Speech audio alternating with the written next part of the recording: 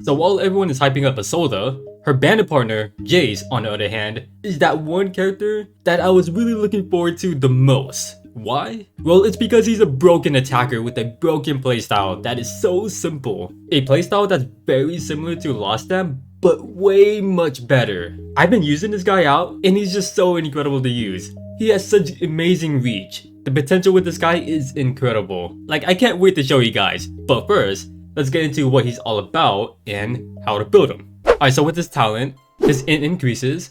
After taking action, the block that he's on will get arcane traces. This terrain possesses a command where it increases attack and int of all allies within 2 blocks by a certain percentage, and as well as reducing magic defense of the enemy within 2 blocks for 2 turns. After attacking, he removes his arcane trace tile and teleports onto it, which cannot be used again in the same turn. In his arcane trace, the terrain has a high priority. You know, pretty small description, nothing too complicated, but to make it even more simpler, whenever he ends his turn, he sets up those arcane tiles. Then after he does that, any attack that he does, he will be able to teleport back onto those tiles wherever he places it at. So that means he can go across the map to attack, then teleport back safely. And he has this act again skill that makes him function so much better. It can teleport him on any defensive terrain that lets him act again, so he can essentially snipe, then run back. His kit alone is so busted. For his classes,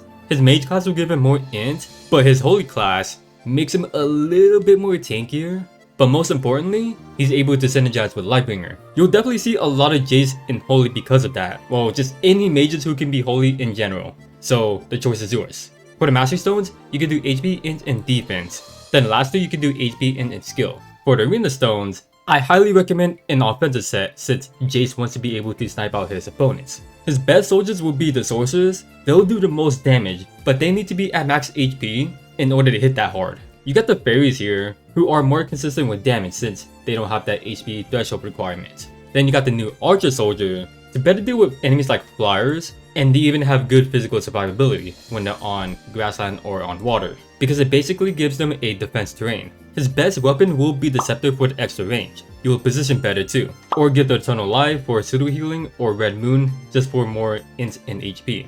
Some alternatives are blue moon or queen scepter. The armor will be the Tenuous, which is the only good one for magic attackers like him. If you don't have that, then Nebulous Robe mainly for the HP since reflect damage can happen here and there. The effect on this isn't like anything too crazy to think about, but if you don't have those two, then Galaxy Robe can work for the magic defense and HP. For the helmet, I highly recommend the Star Crown, which everyone should have at least one of them from the first battle pass. This makes it so if he gets healed, if above 80% HP, he gets more skill damage. If you don't have one to spare, then Tenuous helmet would be really great too. If you don't have any of these best choices, then some of the support options include electric headwear to prevent displacements, earmuffs to help an ally take less damage, glory for the healing before being attacked, but only best in his holy class, due to his best soldiers being mages. It'll also revive him if he dies for fixed damage. Then you can use the Dark Crown if you aren't able to use the rest that are listed for more magic defense and HP. With this accessory, you'll see a lot of people run Law of Creation. This thing would do more super effective magic damage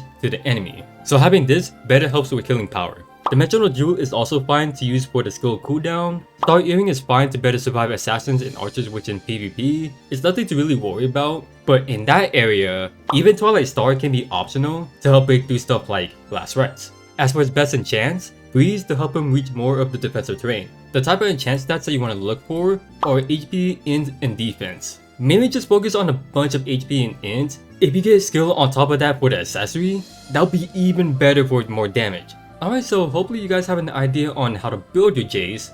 Although I don't think you guys should be struggling on this considering Jayce's playstyle, but as tradition, I normally show these on every video, so let's go ahead and take a look. Alright, so on this stage, you can be up against Lolly Jessica, Thxs, and Tourmilk. Alright, so these are the skills that I'm going to be running on him. His teleport skill, which is basically an act again. I'll definitely show you guys how to use this. Then you can use something like Meteor, which I think is the best AoE option, since it will apply a debuff where they take fixed damage. Then I have Cleanse, which is the strongest single target option for now. Then for the soldiers, I am going to be using the Wild Expedition. These guys are physical attackers, and the 3 of the enemies that you are facing have lower defense. So if you use something like the Fairies or Sorceress, they'll definitely survive a bit more better, since they are mages, so they're gonna tank better against magic attacks. But if you don't have them upgraded, then Sosa's gonna be better since they'll hit harder. To deal with Jessica, she is able to build up more stacks of her talent, which means it'll let her hit more harder, and it's gonna build up her range. So if you're feeling confident, you are able to go ahead and just go in for the kill, and if you have the scepter, even better to stay out of her range. But to the people who can't really do that, I'm gonna go ahead and play it safe for you guys, to show you what you can do. So I did that, so that means his arcane style is set up.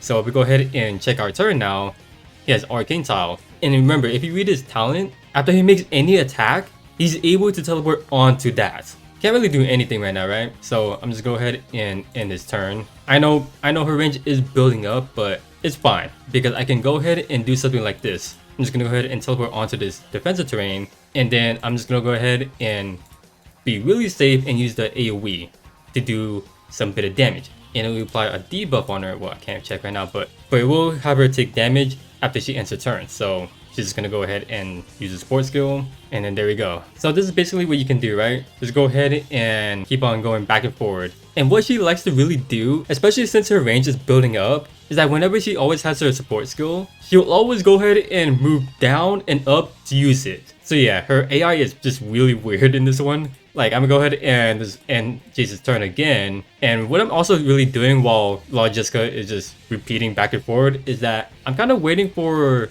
his AoE, right? But definitely she's in kill range, so I'm just gonna go ahead and kill her. So I'm just gonna go ahead and act again where Jayce is at, and there we go. Yeah, so we are gonna take damage, but he survives. But yeah, if some of you guys really have to, you guys can go ahead and wait for the AoE again to use it on her, and then teleport back all the way to safety. And with young Jessica right here, since she has her catapult, which does reach 3 blocks, it's easy for you to tell where the AoE is gonna reach. So don't worry about like staying back in the extra tile, because it only increases her normal attack. And I am in good position to go ahead and AoE here, so I'm just gonna go ahead and do that. Same strategy, and then teleport all the way back. She's just so busted, I'm telling you guys. She's almost dead, don't really have to worry about taking too much damage. So yeah, and then finish her off. And with Tour Milk, she also has an AoE which you do actually want to stay an extra block away. So I'm gonna have Jayce stand right here, and hopefully have enough turn.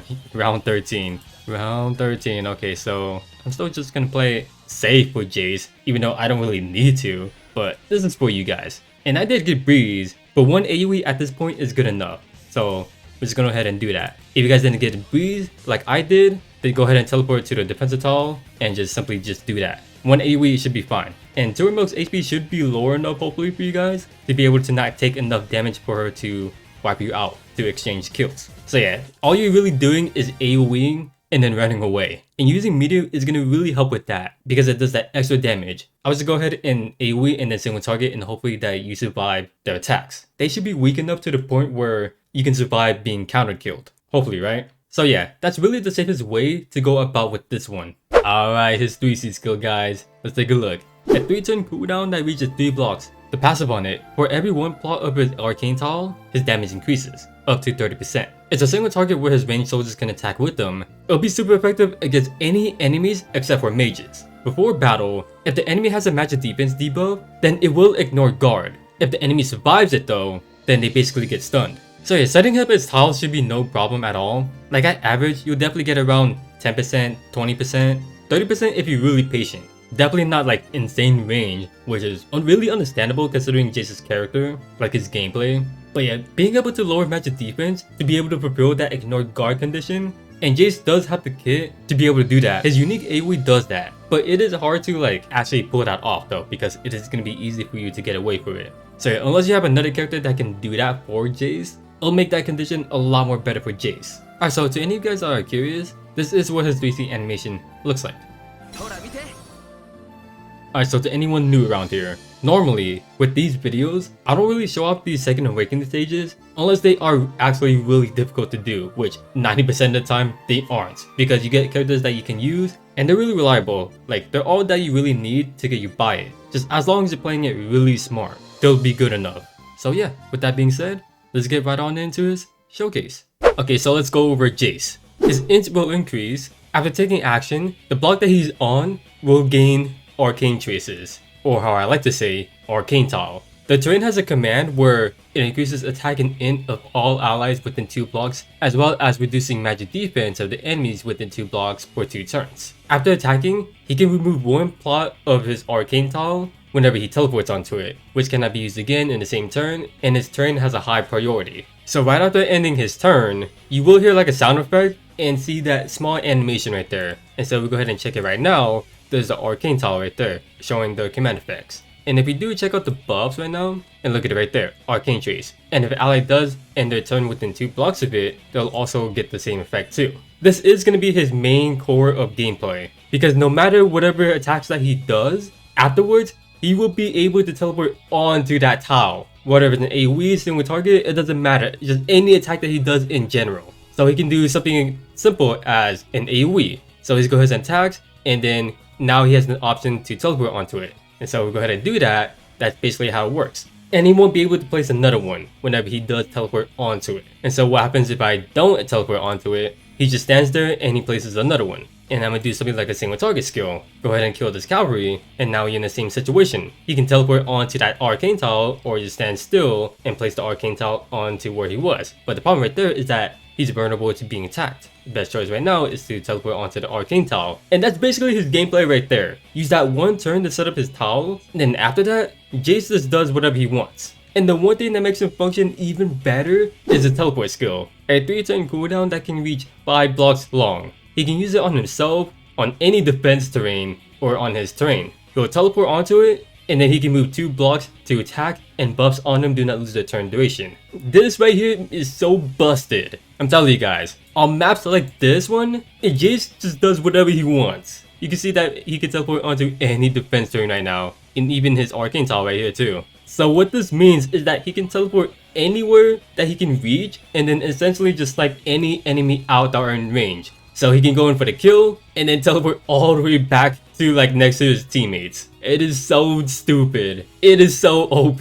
I'm telling you guys, Jayce is so broken. And the fact that it doesn't have a high cooldown too, he's able to use it here and there. His other unique skill isn't like anything as crazy as his teleport one. This thing also has a 3-turn cooldown that reaches 5 blocks long. It's an AoE that applies a special terrain effect to wherever the target is for 1 turn. This thing has a command where it reduces the magic defense of enemies within 2 blocks by 10%. When moving outside of the command range, each block moved consumes 1 additional mobility. If within command range, at the end of turn, they are teleported to the center of the AoE, and this thing has a high terrain priority. So let's take a look at the range. The range is pretty good, but the span on it kinda sucks, not gonna lie. So yeah, there's an animation, pretty sick. And there it is, the command reduces magic defense, and when moving outside of it, consumes additional mobility, and they are teleported to the center of it if they are inside of it. And if you check the debuff on them, it's basically what it says on the command. So yeah, opponents that have like 5 mobility, they can like somewhat easily get out of it. But if the opponents have like 3 or less, it's gonna be even harder for them to stay out of it. So it can be like an alright skill to just group them up. But the magic defense is really good because of one reason.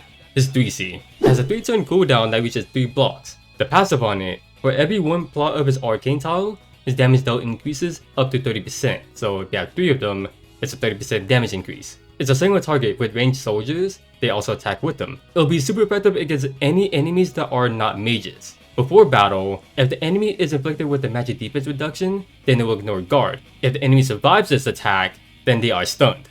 And so the main thing that Jayce is going to be doing is just teleport and then use his 3C. That's like 90% of the time that all Jayce players be doing. So I'm going to go ahead and just like go all the way up here and take out this Anarchy. And if you do have the scepter, it will actually reach 4 blocks long. And so let's hope this is one-shots him, so...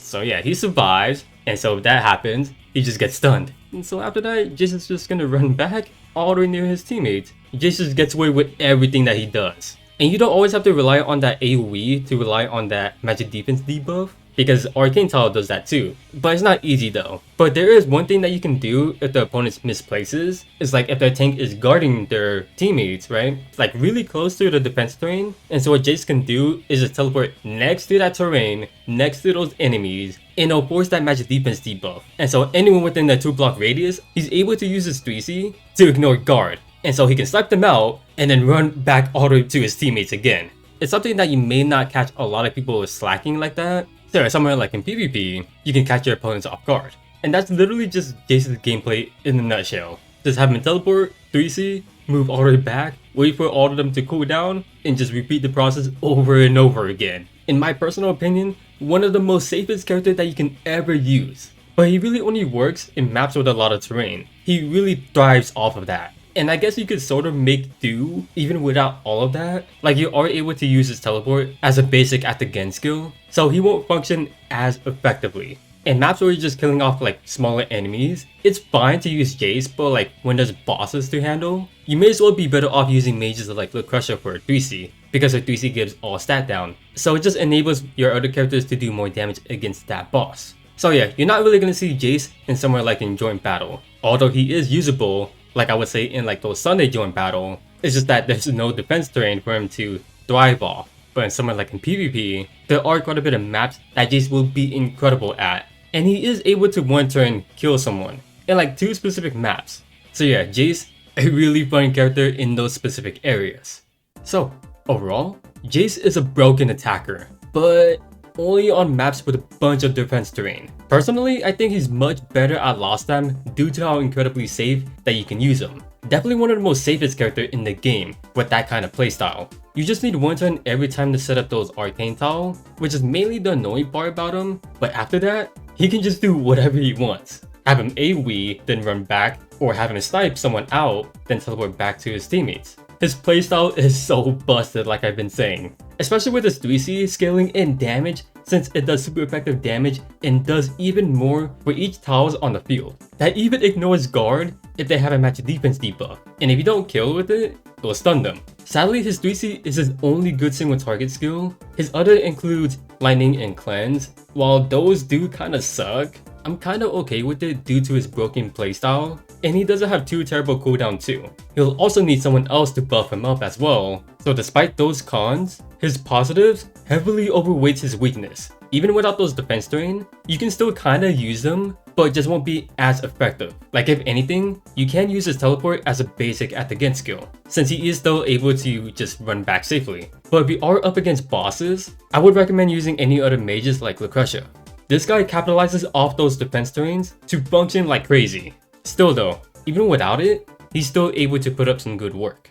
Alright, so that was Jayce's showcase. Very amazing as he is one of the safest characters to ever exist. As far as team building goes, his banner partner Isolde will make a really good pair with him since she is able to faction buff for him. So your mythical team can consist of Isolde being a faction buffer and a DPS, Jayce as another DPS, Lightbringer as a tank, Rosen as a healer, then another DPS like Bernhard, Edon Kemo, or Awakener. He is also part of the Origin faction, one of the easiest teams to start off with since summoning for those characters are pretty easy. You have SR and R characters that can really help you get through, and since Isolde needs to be level 70 to even get a faction buff. So the way how you want to build your Origin team would be something like Freya as a faction buffer and a tank, Thxs or Sophia as a healer, Thxs is the better healer, Jayce as a DPS, then 2 more like Lolly Jessica or Granchio. But you will have to summon for them, so your easier starter would be someone like Lewin and Kirikaze, or Lithany. But that's all I really got for you guys. If you did enjoy this video, feel free to leave a like and subscribe want to see more, and feel free to let me know down in the comments how you guys feel about Jayce, and if you did manage to pull him or not. So yeah, thanks for watching. Your fellow Z.